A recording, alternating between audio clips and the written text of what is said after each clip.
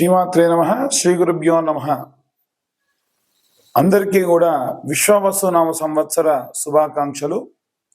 విశ్వావసునామ సంవత్సరంలో ద్వాదశ రాశుల వారికి ఎలా ఉంటుంది అనే విషయాన్ని ఇప్పుడు మనం తెలుసుకుందాం. మొట్టమొదలు మేషరాశి. మేషరాశి వారికి ఈ సంవత్సరం ఎలా ఉండబోతుంది అనంటే, ఆదాయం 8, వ్యయం 14, రాజ్యపూజ్యం 4, అవమానం 3. ఈ ఏడాది మేషరాశి వారికి కీలకమైన మార్పులు చోటు చేసుకుంటాయి. ఏలిన నాటి శని ప్రభావం వలన వీరి యొక్క జాతకంలో ఎన్నో రకాలైనటువంటి మార్పులు సంభవిస్తూ ఉంటాయి. తల్లిదండ్రులకు సంబంధించి ఎవరైనా ఒకరిది ఆరోగ్యం పట్ల జాగ్రత్త వహించడం మంచిది.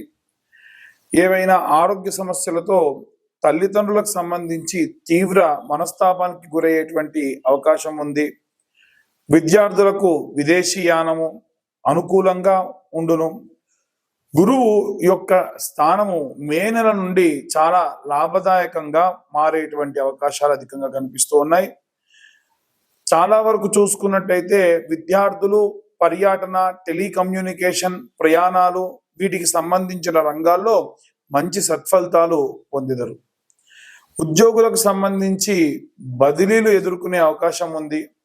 ట్రాన్స్ఫర్తో పాటు ప్రమోషన్ వచ్చినప్పటికీ పేరుకు మాత్రమే ప్రమోషన్, కానీ ఎన్నో రకాలైనటువంటి ఒత్తిళ్లను ఎదుర్కోవాల్సినటువంటి అవకాశం ఉంది.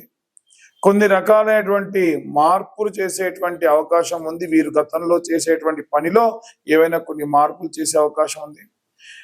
శని యొక్క స్థానం సాపేక్షంగా ఉండడం వలన ఎక్కువ శ్రమ పెట్టాల్సినటువంటి అవసరం ఉంది. ఉద్యోగులు తమ యొక్క కష్టానికి ఫలితం ఖచ్చితంగా సత్ఫలితం అనుభవిస్తారు. కొన్ని నెలలు ఖచ్చితంగా ఇబ్బంది ఎదుర్కోవాల్సినటువంటి అవసరం ఉంది. ప్రథమార్థంలో ఉన్నటువంటి కొన్ని నెలలు, అంటే ప్రథమార్థం అంటే మే నుంచి అక్టోబర్ వరకు అనుకోండి, అక్కడ కాస్త ఇబ్బంది పడేటువంటి అవకాశం ఉంది. ఆ తర్వాతి కాలం అంతా కూడా చాలా ప్రయోజనకరంగా ఉంటుంది. రైతులకి కూడా మంచి దిగుబడి ఉంటుంది. కానీ కొన్ని పనులు సమస్యగా మారుతాయి.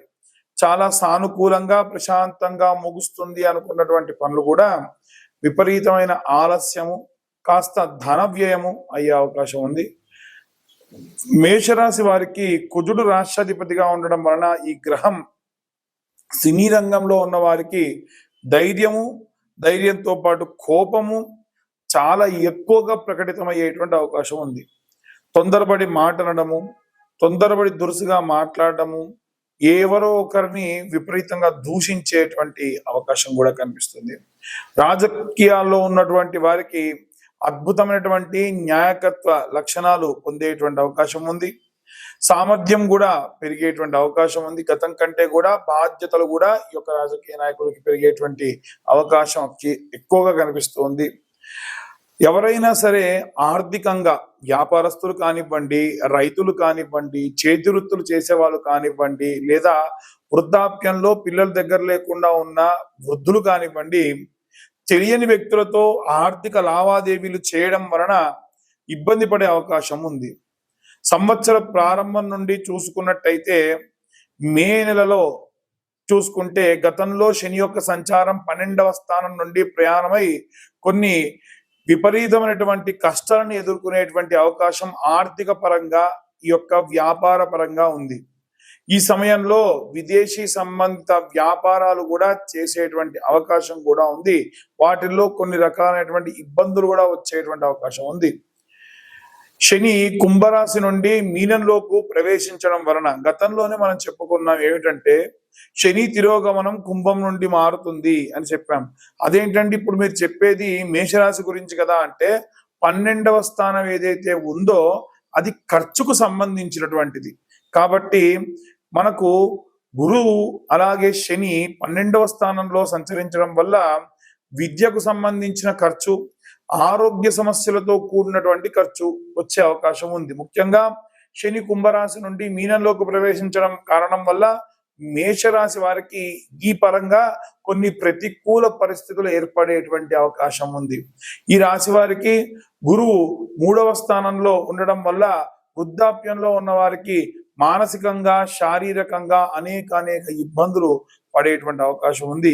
ఏవైనా శారీరక సమస్యలు మీరు విస్మరించడము, టాబ్లెట్లు వేసుకోకపోవడము, ఎవరైనా డాక్టర్స్ని కన్సల్ట్ అవ్వాల్సి ఉంటే పెండింగ్ పెట్టడము, ఇలాంటి పనులు చేయడం వలన ఆ యొక్క పరిస్థితి ఇంకా విపరీతోత్పత్తిగా జరిగేటువంటి అవకాశం ఉంది. ఎట్టి పరిస్థితుల్లో మీ యొక్క ఆరోగ్యాన్ని నెగ్లెక్ట్ చేయకండి. అలాగే ఈ రాశి నుండి 12వ స్థానంలోకి ప్రవేశిస్తున్నటువంటి గ్రహాల సంచారం వల్ల, అంటే షష్టగ్రహ కూటమి మనకు గతంలోనే మార్చి 29న ప్రారంభమైన కారణం వలన, ఈ కారణంతో చూసుకున్నట్టయితే ఆ యొక్క షష్టగ్రహ కూటమి మీనరాశి 12వ స్థానం అవుతుంది.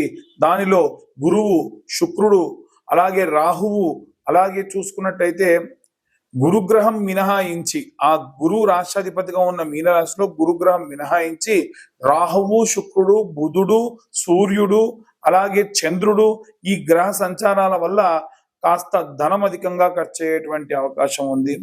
చాలా మంది నీలి రంగు అంటే నల్లటి వస్త్రములు ధరించేటువంటి దానికి ప్రిఫరెన్స్ ఇస్తూ ఉంటారు. ఇంద్రనీలము ఈ సంవత్సరం వీరికి బాగా కలిసి వచ్చేటువంటి రంగు. అంటే మనకి నెమలి పింఛంలో ఉండేటువంటి నీలము, లేదా మబ్బులు పట్టినప్పుడు వచ్చేటువంటి నీలం వీరికి బాగా కలిసి వచ్చేటువంటి రంగు.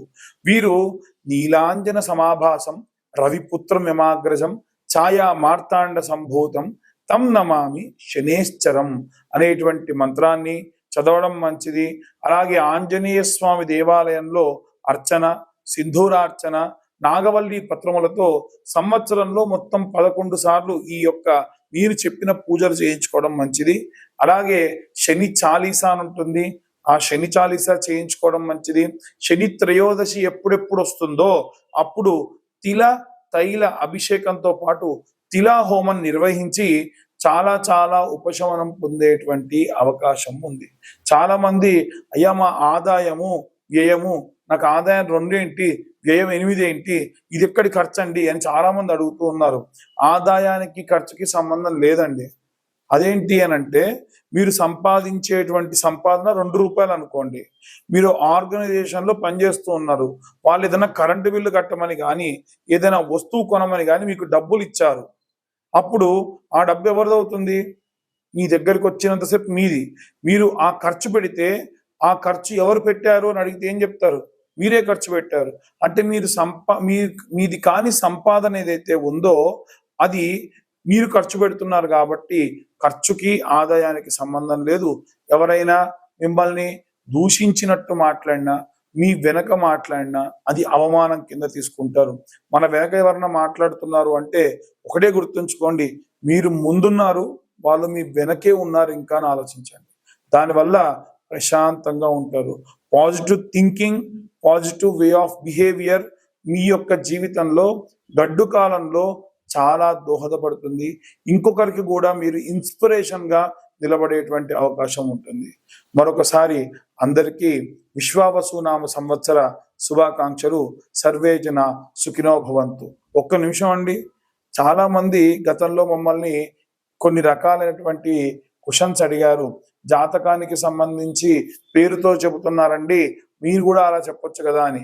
ఖచ్చితంగా ఎవరైనా మీ యొక్క పర్సనల్ జాతకం తెలుసుకోవాలి అంటే మీ పేరు, date of birth, time, place ఉంటేనే జాతకం చెప్పించుకోండి. లేదంటే అనవసరంగా నాకే కాదు ఏ పురోహితుడికి, ఏ జ్యోతిష్యుడికి ఫోన్ చేసి నా పేరుతో చెప్పు అంటే అందరి పేర్లు ఒకేలా ఉండవు కదా. అందరి పేరుతో ఉన్న వాళ్ళు ఒకే రకమైనటువంటి మనస్తత్వంతో, ఒకే రకమైన జీవన శైలితోని ఉండరు. కాబట్టి ఇప్పుడు మేము చెప్పేవన్నీ కూడా గోచార రీత్యా చెప్పేటువంటి విషయములు మాత్రమే. ఎవరైనా సరే పూర్తిగా మీ యొక్క జాతకం విశ్లేషణతో తెలుసుకోవాలి అనుకుంటే కింద ఉన్న నెంబర్కి ఫోన్ చేస్తే మీ పేరు, date of birth, time, place ఇవన్నీ కూడా ఇస్తే డీటెయిల్డ్గా మీ జాతకం మీతో డిస్కస్ చేయడం జరుగుతుంది. మీ లగ్నం ఏంటి, లగ్నం నుంచి పంచమ, సప్తమ, నవమ స్థానాల్లో ఎవరున్నారు, కోణ కేంద్ర స్థానాల్లో ఎవరున్నారు, ఏ గ్రహాలు ఉచ్చ స్థితిలో ఉన్నాయి, ఏ గ్రహాలు నీచ స్థితిలో ఉన్నాయి, మీకు సంబంధించి కస్టమర్లకి ఎలాంటి రెమెడీస్ కావాలనే సంగతి మీతో డీటెయిల్గా డిస్కస్ చేయడం జరుగుతుంది. ఈ 2025 సంవత్సరంలో కేవలం 2025 రూపాయలు మాత్రమే తీసుకొని 60 నుండి 70 పేజీల జాతకాన్ని మీకు అందించి మీతో పూర్తిగా దాని గురించి డిస్కస్ చేయడం కూడా జరుగుతుంది. మరొకసారి అందరికీ విశ్వావసునామ సంవత్సర శుభాకాంక్షలు. సర్వే జన సుఖినో భవంతు. స్వస్తి.